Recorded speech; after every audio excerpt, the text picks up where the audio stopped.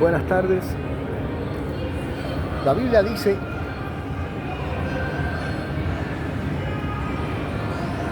por lo que yo he podido leer y entender, mi opinión humilde,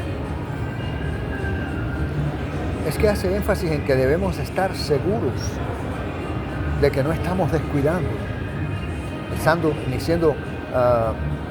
exactamente, no teniendo el cuidado. Quiere advertirnos la Biblia de que no vayamos a ser descuidados, esa es la palabra, descuidados, cuando se trata de la salvación, cuando de la salvación se trata, pues. Hay una escritura que quiero leerles, este video voy a titularlo ¿Habrán consecuencias si somos descuidados con la salvación? Salvación que muchos consideran ya en el bolsillo, ya algo asegurado y establecido, que no hay quien se lo quite a nadie. Y tenemos que ver si eso es así en realidad. Voy a leer una escritura. Si quieren ir conmigo, la escritura se encuentra en Hebreos capítulo 2. Voy a leer unas cuantas, pero vamos a empezar ahí. Hebreos capítulo 2, verso 1 al 3. Dice, por tanto, es necesario, fíjense bien, por tanto es necesario, por tanto se refiere a lo que venía diciéndose en el capítulo 1. Por tanto, es necesario que con más diligencia atendamos a las cosas que hemos oído, no sea que nos deslicemos. Es necesario que atendamos con más diligencia, o sea, que el esfuerzo que aparentemente se pueda estar haciendo nunca va a ser suficiente cuando se trata de la salvación que el Señor Jesús compró para nosotros a precio de su sangre en la cruz del Calvario. Es necesario, por tanto, dice que con más diligencia, más ahínco, más esmero, más esfuerzo, más dedicación, más atención, más interés, atendamos a las cosas que hemos oído, no sea que nos deslicemos. Deslizarse, pues mucha gente le llama deslizarse como hacen los niños, ese juego de niños que todos hemos jugado alguna vez. Deslizarse por una loma hacia abajo, sobre una base, sobre algo que resbala y va hacia abajo. Eso es deslizarse. Pero para deslizarse hay que estar en el suelo, hay que estar tirado en el suelo. Y en este caso muy particular en que estamos tratando hoy, que se trata de la Biblia, de la salvación en Cristo Jesús, el deslizarse no es juego de niños. El deslizarse no es ese tipo de juego. Les estoy advirtiendo desde ahora. Porque si la advertencia aquí la dieron hace miles de años, diciendo que era necesario que atendiéramos a las cosas que hemos oído con más diligencia que nunca, no fuera que nos fuéramos a deslizar, quiere decir que no fuera que nos fuéramos a caer, andar caídos y andar fuera de la voluntad del Señor. Porque ya andar deslizados, por causa de no haber prestado la atención debida a las cosas que oímos con la diligencia que se nos demandaba, eso quiere decir que si no hicimos eso, es porque desobedecimos. Eso es prácticamente un mandamiento, ¿ok? Se recomienda, es como una recomendación, pero si se está recomendando eso es porque es bueno y es lo más lógico para llevar a cabo la voluntad de Dios y estar seguro de ellos, y estar seguros de ellos, de que estamos en la voluntad del Señor. Por eso dice que para que no dejemos de estar en la voluntad del Señor, o para que no nos apartemos de la misma, es necesario que atendamos con más diligencia a las cosas que hemos oído. Y valga la redundancia, repito, y valga la redundancia, no sea, dice aquí, que nos deslicemos. Entonces, se nos da una razón de por qué se habla así. Continúa diciendo la escritura allí en Hebreos capítulo 2, verso del 1 al 3, porque si la palabra dicha por medio de los ángeles fue firme y toda transgresión y desobediencia recibió justa retribución. ¿Cómo escaparemos nosotros si descuidamos una salvación? Ya está hablando directamente. Una salvación tan grande, la cual, habiendo sido anunciada primeramente por el Señor, no fue confirmada por los que oyeron. Entonces, nos menciona el ejemplo, nos da el ejemplo de que la palabra que fue predicada y anunciada por los ángeles, dice aquí el escritor de Hebreos, esto quiere decir, esto está hablando con respecto a lo que es la ley de Moisés, que fue dada por medio de ángeles. Dice la palabra que la ley fue dada por medio de ángeles. Y dice aquí que si la palabra dicha por medio de los ángeles fue firme, y toda transgresión y desobediencia recibió justa retribución, o sea, que dependiendo del tipo de desobediencia y de retribución y de transgresión, dependiendo de la transgresión y la desobediencia que se cometiera, así fue la retribución que le fue dada.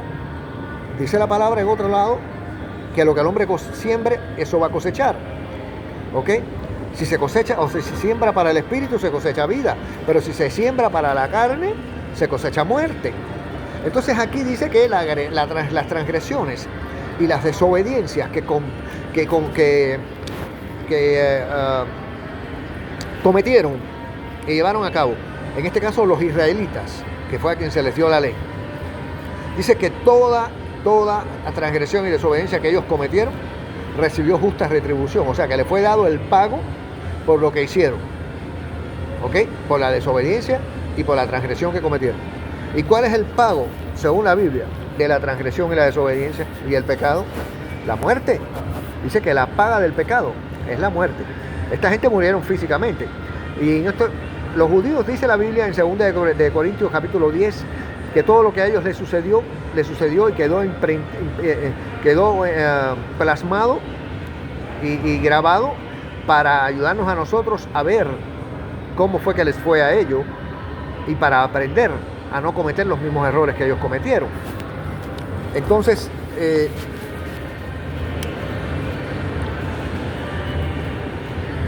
los judíos, cuando cometieron transgresiones y desobedecieron y pecaron, recibieron muerte física.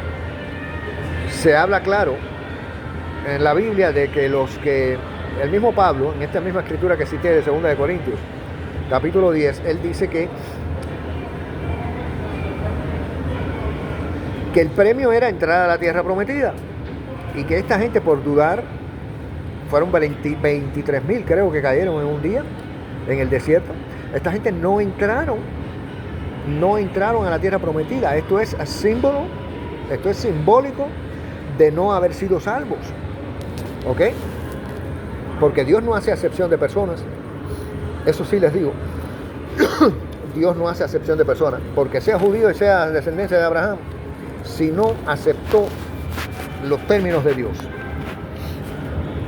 si no aceptó a Cristo Jesús como Señor y Salvador, si no lo aceptan, quienes quiera que sean, ¿ok? Van a pagar las consecuencias. Van a pagar las consecuencias de su falta de fe, de su desobediencia, de lo que sea. Pero de que van a recibir lo mismo que hayan sembrado, póngale el cuño, como decía una tía mía. Póngale el cuño. Entonces dice aquí que la palabra de los ángeles, que si la palabra de los ángeles fue firme y recibió, y toda transgresión y desobediencia recibió justa retribución, ¿a causa de qué? De haber desobedecido a las palabras que los ángeles trajeron de parte del Señor para Israel.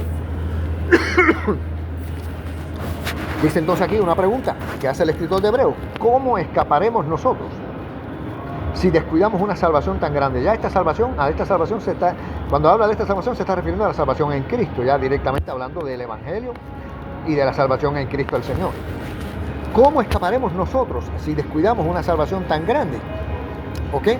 Esta pregunta nos está dando a entender que el descuidar la salvación es posible y que el no escapar al juicio de Dios por tal cosa también es posible.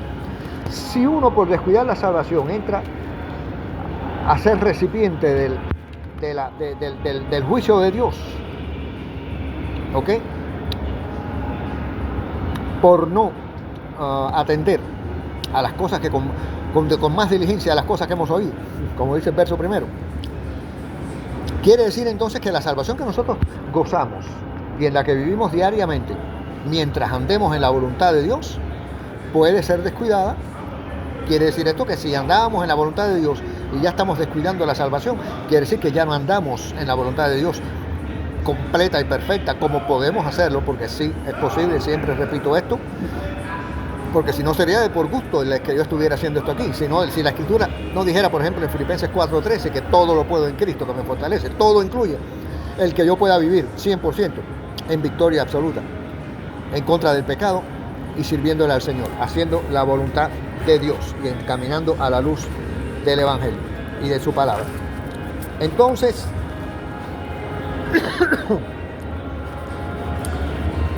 vuelvo a la pregunta, dice, ¿cómo escaparemos nosotros si descuidamos una salvación tan grande? Es el que el escritor se está incluyendo él en este grupo que usa como ejemplo de que si supuestamente descuidaran la salvación. Él mismo se incluye y dice, ¿cómo escaparemos nosotros si descuidamos una salvación tan grande? Esto es otro ejemplo de lo que dije hace un ratito, de lo que significa el que el Señor no haga acepción de personas. Todo lo que siembres, eso vas a recoger. Entonces, por eso es que usa de ejemplo y cita las palabras que atrajeron los ángeles en el Viejo Testamento, en el desierto, para compararlas con la salvación que ahora gozamos en Cristo. Por eso es que habla en primera persona o en forma personal, dice, ¿por cómo escaparemos nosotros si descuidamos una salvación tan grande? La cual, dice aquí, habiendo sido anunciada primeramente por el Señor, no fue confirmada por los que oyeron. Esto quiere decir que los que oyeron, que confirmaron lo que dijo el Señor, es porque oyeron. Pero oyeron, ¿qué quiere decir? No es que oyeron así como que me estén oyendo la gente que pasa por al lado mío y me oigan hablar. No, oyeron de prestar atención. Y si prestaron atención oyendo, entonces pusieron por obra lo que oyeron, aplicaron lo que oyeron. Eso es lo que significa esta frase de los que oyeron. Así que entonces será que debemos estar viviendo una seguridad que no existe con respecto a lo que es la salvación, y que esa seguridad nos esté llevando a que de vez en cuando, para no ser ¿cómo se dice?, radical, que de vez en cuando nos deslicemos, cometamos un pecado o hagamos algo que sabemos positivamente y que el Espíritu nos da testimonio en ese momento que lo hacemos de que no es correcto, pero de todas maneras lo hacemos, lo llevamos a cabo. Eso es descuidar la salvación, eso es apartarse del Evangelio, eso es apartarse del camino, eso es cometer pecado. Desobedecer la palabra de Dios es pecado, y el pecado trae a la luz, da a luz la muerte. Y la muerte en este caso se entiende que es espiritual. La muerte espiritual no es otra cosa que la separación entre el hombre y Dios, y que en el medio se encuentra el que separa, que es el pecado.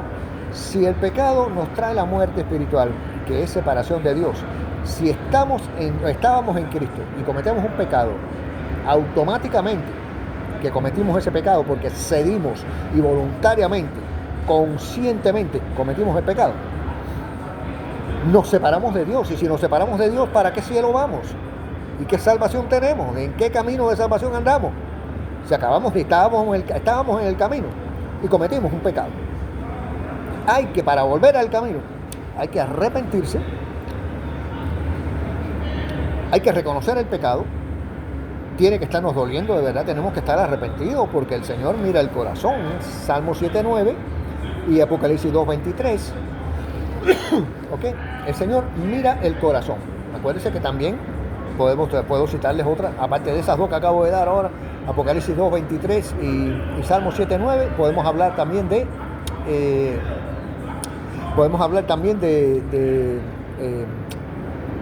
la anécdota en la que Dios manda a Samuel, el profeta, a ungir a David como rey. Y que Samuel, cuando llega allí, no sabía todavía, Dios no le había dicho a quién era, al que él había escogido. Y Samuel ve al primogénito del padre de David, y Jesse, creo que se llama Jesse o Jesse. Y Samuel estuvo convencido de que ese que estaba mirando ahí era el ungido de Jehová. Y el Señor, que mira el corazón, vio a Samuel lo que estaba pensando y le dijo que no. Y le dijo no, porque ustedes los hombres miran las apariencias, siempre están fijándose en lo externo, pero yo miro el corazón. O sea que el arrepentimiento, en este caso que estamos hablando, de lo que estamos hablando aquí, el arrepentimiento, una vez que el cristiano comete un pecado y lo reconoce y le duele y quiere volver y quiere que el Señor lo perdone y quiere volver a estar con el Señor, porque se rompe la comunión. Lo sé yo por experiencia propia, porque he pecado. ¿Okay? Y yo sé que todo el que ha pecado después de conocer a Cristo ha sentido la separación. Se nota, se siente, se palpa prácticamente la separación entre Dios y el hombre en cuanto se comete el pecado. Por eso es que se apura el hombre o la mujer que está realmente interesado en reconciliarse con el Señor, se apura en volver, en venir al Señor y pedirle perdón, y arrepentido, que el Señor vea ese arrepentimiento, pedirle que lo perdone y lo restaure. Y el Señor, cuando vea el arrepentimiento sincero, restaura y dale, sigue para adelante, no te preocupes, hijo, dale para adelante. Pero por eso les estoy hablando y les cité las dos escrituras, sean Salmo 7:9 y Apocalipsis 2:23 y la anécdota de Samuel. Porque el Señor mira el corazón. Si no hay un arrepentimiento sincero, no hay perdón. Si no está, a ver, pregúntense ustedes. Si no hay un arrepentimiento sincero, ¿hay perdón? Si el Señor, mirando en el corazón, no ve un arrepentimiento sincero por el pecado cometido, ¿perdona? Sean sinceros ustedes con ustedes mismos. Si el Señor, que mira el corazón, no ve el arrepentimiento sincero de que de verdad les dolió hacer ese pecado y faltarle a Él y desobedecerle de esa manera y hacerlo sentir mal con lo bueno que Él es. Si el Señor no ve ese arrepentimiento en el corazón, no hay perdón, no se engañen, no hay perdón, no perdona. No hay perdón, porque si no hay arrepentimiento, ¿cómo vas a pedir un perdón si no estás arrepentido sinceramente? ¿Cómo vas a ser perdonado? No puede ser, eso no existe, Entonces, vamos a continuar. Les sigo diciendo esto, ¿por qué? Porque el estudio de esto respecta a la salvación y a la forma descuidada que muchas veces dejamos pasar cosas en nuestra vida y hacemos cosas en nuestra vida que el Espíritu nos testifica automáticamente. En el momento el Espíritu nos testifica a nosotros de que fallamos, que debemos volver rápidamente, en el momento, lo antes posible, delante del Señor y delante de Él, y pedir perdón para reconciliarnos con Él. Esto no tiene por qué ser ni por qué suceder, pero puede suceder. No tiene que suceder. Usted no tiene que esperar que de vez en cuando va a pecar, pero puede suceder. Y si sucede, usted tiene que ser sincero y rápido, como dicen en México, en caliente, buscar la forma de ser sincero para cuando se pare delante del Señor, sea usted restablecido, perdonado, en el nombre de Jesús. Entonces, sigamos, vamos a leer, quiero leerles un poco más. Hay otra escritura, aquí mismo en Hebreos, la misma carta de los Hebreos, capítulo 2 y verso 18, dice: pues en cuanto Él mismo padeció siendo tentado, es poderoso para socorrer a los que son tentados. Está hablando aquí del Señor Jesucristo. Esto es otra cosa. A ver, si el Señor Jesucristo no podía pecar y no era posible que pecara ni que cayera en pecado ni en desobediencia, ¿para qué fue tentado? Yo les voy a decir rápidamente para no perder mucho tiempo. Él vino en carne, en un cuerpo como el nuestro. Vino en carne, vino en un cuerpo como el nuestro, expuesto a la tentación y expuesto a la posibilidad de pecar. Cristo hubiera podido pecar, para si no la habían oído, ya la están oyendo, sino ¿para qué fue tentado? Lo que sí dice que se mantuvo firme y no pecó, no cedió, nunca cedió a la tentación ni a las tentaciones que le vinieron. Nunca se dio como sucede, como es el caso con nosotros los que podamos haber pecado, como yo que he pecado después de nacer de nuevo, ¿ok? Pero no es necesario, vuelvo a repetirle, yo pequé, pero fue porque yo cedí, voluntariamente pequé. Yo no puedo echarle la culpa a nadie, ni al diablo, ni a nadie. Cuando yo pequé después de conocer al Señor y después de nacer de nuevo, yo pequé. Eso fue lo que sucedió. Yo pequé voluntariamente. Me dio la gana a mí de pecar. Entonces, el Señor Jesús podía haber dicho lo mismo que acabo de decir yo, pero Él no. Él fue fiel. Él fue fiel. Y por tanto se convirtió en nuestro ejemplo a seguir. ¿Qué quiere decir eso entonces del ejemplo a seguir? Que si Él lo pudo hacer, nosotros, con Él dentro de nosotros, con el Espíritu Santo dentro de nosotros, con el libre albedrío, con la palabra de Dios, con todo el reino de los cielos a nuestro favor, si deseamos de verdad agradar a Dios. ¿Usted cree que no podamos mantenernos firmes y decir que no a las tentaciones? Claro que sí. Todo lo puedo en Cristo que nos fortalece. Todo lo puedo en Cristo que nos fortalece. Filipenses 4:13, Romanos 6:14. Siempre cito estas escrituras porque me apoyan en lo que acabo de decirles. Romanos 6:14 dice que el pecado no se va a enseñorear de nosotros porque no estamos bajo la ley, sino bajo la gracia. ¿Qué quiere decir esto? Que el pecado ya no tiene ese control de que, ay, mira lo que hice, pequé, fallé, caí, no, que ni cuenta te da. No. Eso es imposible, eso es mentira. Eso es una mentira. El que peca siempre peca a conciencia. El único que sabrá o que ignorará cuán grande puede ser su pecado es aquel que no ha conocido a Cristo. Pero el que ya lo conoció, que ya conoce la palabra, ese sabe cuándo peca y cuál es la magnitud de su pecado. Claro que lo sabe. Si lo sé yo, que soy un pelagato cualquiera, ¿cómo no lo van a saber los demás? Si todos estamos y recibimos de un mismo espíritu, todos, el espíritu nos confirma a todos si hacemos bien y si hacemos mal. Entonces no es necesario, por eso Cristo, como no peca, puede ser nuestro ejemplo. ¿Por qué? Porque no pecó en un cuerpo como el nuestro. Por eso es que puede ser y es nuestro ejemplo y nuestro líder, nuestro ejemplo a seguir y nuestro líder. Ese es el líder y el ejemplo a seguir. ¿Ok? Por eso es que pudo venir en carne, vino en carne porque era necesario para podernos salvar. No podía salvar a nadie si no venía como vino en carne. Vino y pasó por todas las cosas, como dice la Escritura, que fue tentado en todo pero sin pecado. Dice aquí, pues en cuanto él mismo padeció siendo tentado, fíjense que él padeció. ¿Por qué padeció? Porque su carne deseaba ceder a las tentaciones estas. Padeció siendo tentado. Es poderoso por eso, por haber padecido siendo tentado, es que es poderoso para socorrer a los que son tentados. Quiere decir esto también de que si la persona que es tentada se siente en el borde, se siente al borde de caer, no tiene que ser así.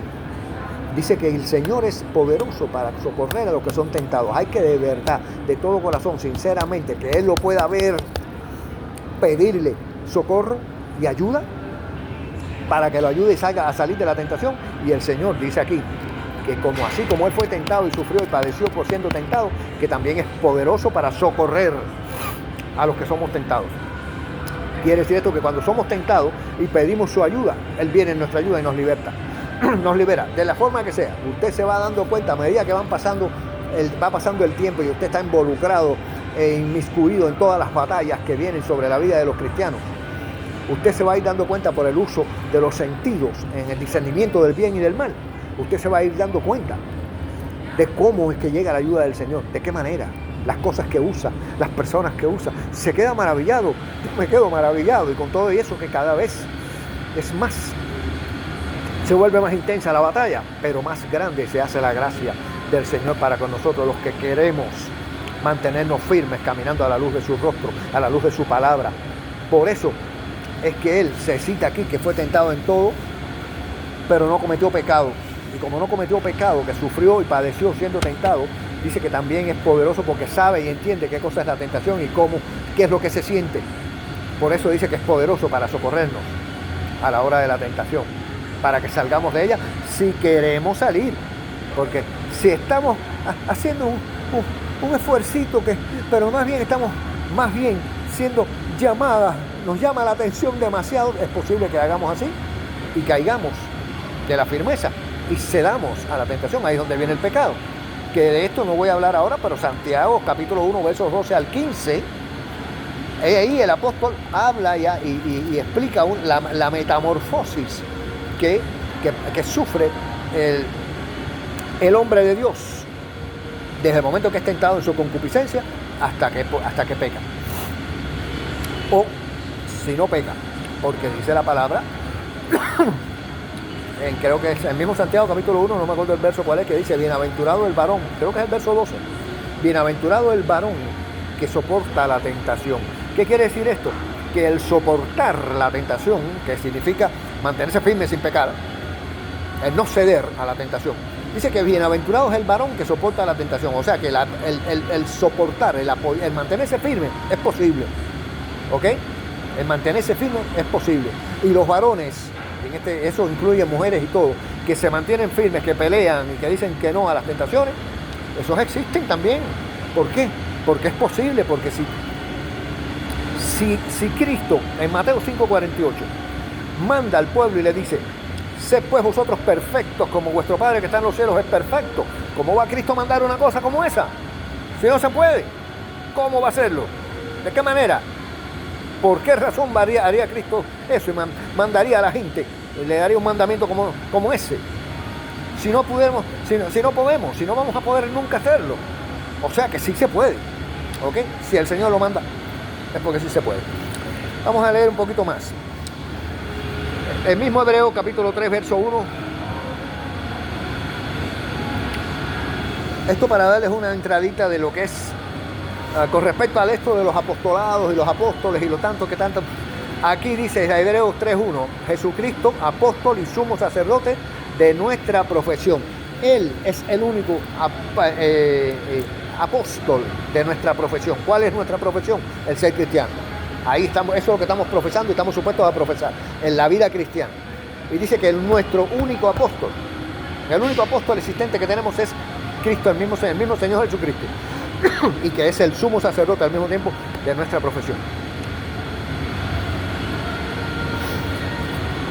En el mismo capítulo 3 y el verso 12, dice así: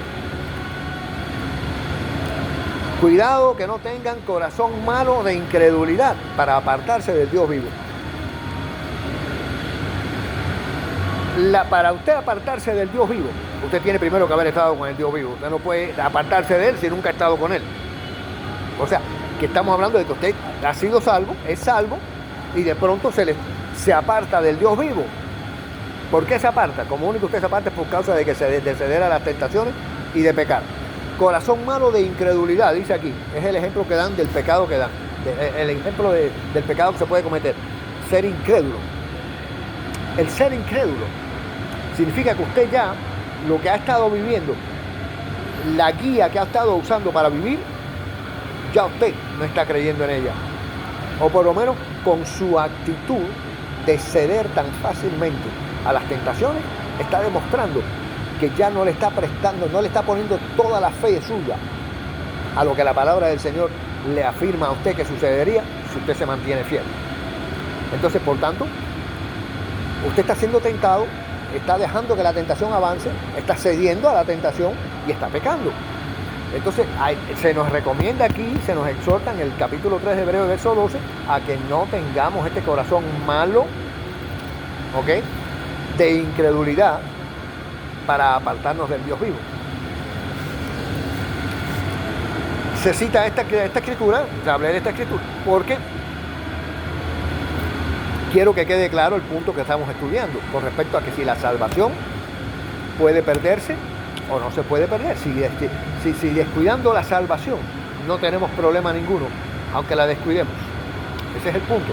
A ver si es posible mantenerse tranquilo y confiado en que aunque descuidemos la salvación, de todas maneras nos vamos. Fíjense que no tiene congruencia, no hay forma de ¿cómo se dice?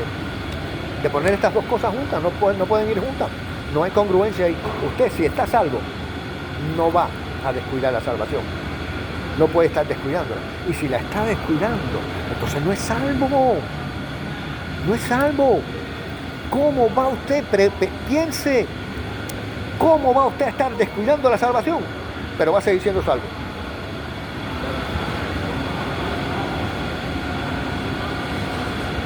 Igual si usted es salvo, ¿cómo va a estarla descuidando? No la está descuidando. Usted ni se preocupa por esa escritura, no le hace mella a usted, no le toca, no le llega esta escritura, porque usted está caminando. ¿Y por qué digo esto? Porque también, vuelvo, repito, otra escritura que siempre cito, primera de Juan 3, 19 al 21. El apóstol Juan habla allí a la iglesia y le dice que nos dice que si nuestro corazón no nos acusa, confianza tenemos delante de Dios. O sea que es posible para el Hijo de Dios, el practicante, saber con certeza que anda caminando bien, porque el corazón cuando usted peca y cuando usted anda mal ya le ha faltado el respeto a Dios y ha fallado a la palabra de Dios, el corazón no lo va a dejar vivir, no lo va a dejar estar tranquilo hasta que venga delante de Dios y confiese su pecado y pida perdón, arrepentido. Vuelvo y repito, y valga la redundancia, que el Señor pueda ver el arrepentimiento sincero para que pueda ser perdonado, justificado y seguir adelante en el nombre de Jesús, porque esa es la meta, mantenerse firme en el nombre de Jesús, caminar a la luz del Evangelio, lo cual es posible, sí se puede. Lo que les estaba diciendo ahorita, Hebreos 3:17 ahora dice una pregunta: ¿con quiénes estuvo él disgustado 40 años en el desierto? Estuvo con los judíos que estábamos hablando ahorita, de que no entraron, murieron en el desierto, no entraron a la tierra prometida, no cruzaron el Jordán, ¿ok? No cruzaron el Jordán. Así es que entonces, dice aquí el verso 17 es ese, en donde se hace la pregunta de que con quiénes estuvo él disgustado 40 años, y en el verso 19 dice, y sabemos que no entraron, ¿ok? No entraron a la tierra prometida. Vuelvo a repetir el ejemplo que se nos da de los judíos. Para nosotros los cristianos en el Nuevo Testamento se nos da el ejemplo de todo lo que pasaron los judíos para que aprendamos de sus errores y no los cometamos nosotros también, ¿ok? A ellos les fue castigado su error con la muerte física. Murieron del lado acá del río Jordán. No cruzaron a la tierra prometida, no la vieron, no entraron a la tierra prometida. Que ese era el premio, haber llegado allí para poder haber disfrutado como disfrutaron Caleb y otros tantos que entraron y heredaron la tierra que Dios les tenía prometida, de la cual sacó a gigantes y sacó cuanta gente había. A través de ellos mismos, los usó a ellos en las batallas, que eran físicas, literales. Nosotros hoy tenemos batallas espirituales. Es la misma cosa, una comparación con las cosas que le sucedieron a Israel. Nosotros somos el Israel celestial, ¿ok? O el Israel espiritual. Se nos está dando el ejemplo, se nos vuelve a dar y volví a leerlo con respecto a los ejemplos de los judíos, de la vida y las cosas, de la forma en que vivieron ellos en el desierto, que se nos dieron a nosotros según Pablo en 2 Corintios 10, para que aprendamos a no hacer las cosas como ellos las hicieron, porque si no, moriríamos. Ellos pecaron y murieron físicamente, nosotros pecamos y morimos espiritualmente, si no es que también el pecado nos trae como consecuencia de la muerte física, porque es posible también que sea nuestro pecado de tal forma que el Señor nos quite la vida allá y no nos deja seguir viviendo en este mundo. Que mucha gente confunde eso también pensando, no, bueno, se lo llevó antes que se perdiera. No. Hay mucha gente que se muere apartado de las cosas del Señor. Y si mueres apartado del Señor, no importa. Fíjese bien lo que le estoy diciendo. El otro día hice un video, no sé si lo habrán encontrado por ahí, donde hablo de Ezequiel 18:21 y Ezequiel 18:24. El 18:21 habla del impío que reconoció su error y su pecado, se arrepintió y comenzó a hacer justicia y a vivir, porque Dios le dio vida. Y Dios dice que ninguna de las injusticias que hizo le serían tomadas en cuenta, que por causa de la justicia que cometió al volverse a Dios y comenzar a vivir bien, que por causa de esa justicia viviría. que ninguno de los pecados cometidos antes le iban a ser tomados en cuenta. Lo mismo dice en el verso 24, Ezequiel 18:24, cuando habla del justo, que si el justo se apartare de su justicia y cometiera iniquidad, dice que ninguna de las justicias que había hecho hasta ese momento le serían tomadas en cuenta. Que por su pecado que cometió, por ese pecado morirá. Y habla de pecado en singular, que el otro día lo especifiqué también. Habla de pecado en singular, un pecado. Por el pecado que cometió, por ese pecado morirá. ¿Qué cosa es la muerte esa? Muerte espiritual. ¿Ok? Muerte espiritual. El separarse de Dios es muerte espiritual. Si estás separado de Dios es por tu pecado. Y si estás muerto espiritualmente porque estás separado de Dios, entonces, ¿qué salvación tienes? Aunque hayas, como dice Ezequiel 18:24, aunque hayas vivido en justicia y hayas sido justo 9,000 años, dice que ninguna de esas justicias te van a ser tomadas en cuenta el día que cometieres pecado. Que por el pecado que cometieres, por ese pecado morirás. A ver, vamos a seguir leyendo. Hebreos 3:14 dice, oiga la condición esta: somos hechos participantes de Cristo, con tal que retengamos firme hasta el fin nuestra confianza del principio. Aquí hay una condición, ¿ok? Somos hechos participantes de Cristo. ¿Qué quiere decir ser participante de Cristo? Que estás caminando con Cristo, que eres participante de la vida que Cristo imparte, que eres un cristiano. Y dice que somos hechos participantes de Cristo, con tal de que retengamos firme hasta el final nuestra confianza del principio. O sea, que tú aceptas a Cristo hoy y naces de nuevo hoy. Y tienes que mantenerte caminando y mantener la confianza, tienes que mantener la confianza firme, la confianza del principio, esa confianza, esa fe que pusiste en Cristo en el principio cuando naciste de nuevo. Tienes que mantenerla firme, dice aquí, firme hasta el fin. ¿Ok? Tienes que mantenerla firme hasta el fin. Firme. Si no podemos, porque siempre vamos a pecar, que si tarde o temprano, que espera lo que ahí viene, que ay mi madre, que pecador, que polvo, que carne, que débil, que todas esas cosas. Si eso es así, entonces ¿cómo nos están exigiendo aquí? Que para poder seguir gozando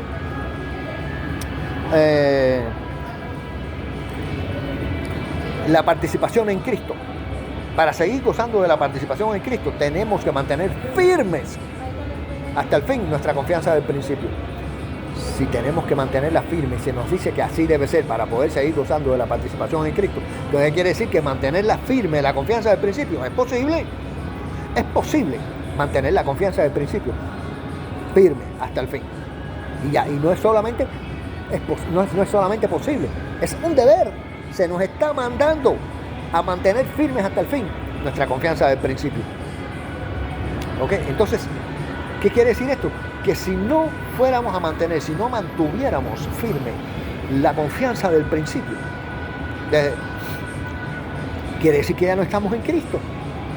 ¿Por qué? Porque la condición es que para ser partícipes de Cristo tenemos que mantener la confianza del principio firme hasta el fin. Firmes hasta el fin la confianza de Cristo, la confianza del principio. Si no lo hacemos así, entonces no estamos siendo partícipes de Cristo. Y si no estamos siendo partícipes de Cristo, ¿qué salvación tenemos? Ese es el punto. Agárrenlo, por favor. Hay que mantener firme hasta el fin la confianza del principio si queremos continuar siendo partícipes de Cristo. Dice aquí, somos hechos partícipes de Cristo con tal, esa expresión en español, con tal, es condicional, con tal que retengamos firme hasta el fin nuestra confianza del principio. O sea que no vamos a ser partícipes de Cristo, o no vamos a continuar siendo partícipes de Cristo si no mantenemos firme hasta el fin nuestra confianza del principio. Sigamos leyendo la otra escritura. Espero que eso lo hayan entendido. 4:14. Hebreos 4:14 dice, retengamos nuestra profesión. Se nos pide a nosotros, no se dice quédense ahí, que nosotros lo vamos a, de manera especial, vamos a hacer un ritual en el cual ustedes van a ser capaces de retener la profesión de ustedes. No dice nada de eso. No, dice que nosotros somos los encargados de retener nuestra profesión. ¿Cuál profesión? Estamos profesando ser cristianos, estamos profesando andar caminando a la luz del Evangelio. Pues nosotros tenemos que mantenernos reteniendo esa profesión. somos los que estamos llamados a retener esa profesión. Y para poder ser capaces de retener esa profesión, tenemos que estar caminando de verdad, profesando de verdad. Tenemos que andar caminando de verdad a la luz del Evangelio y ser cristianos verdaderos. Si no, no podemos mantener ni esa profesión.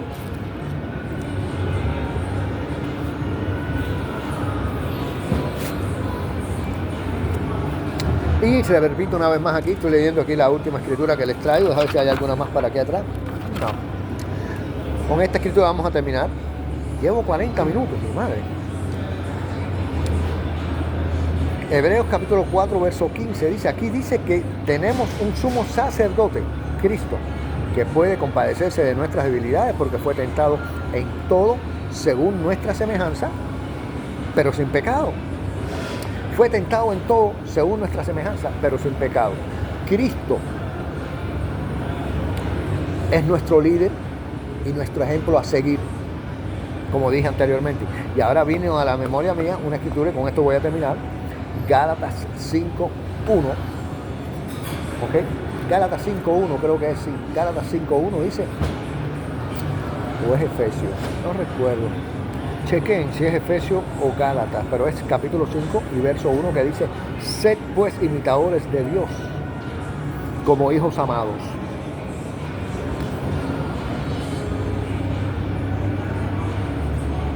Igual que Pablo dice en otro lado también, sed pues imitadores de mí, así como yo de Cristo.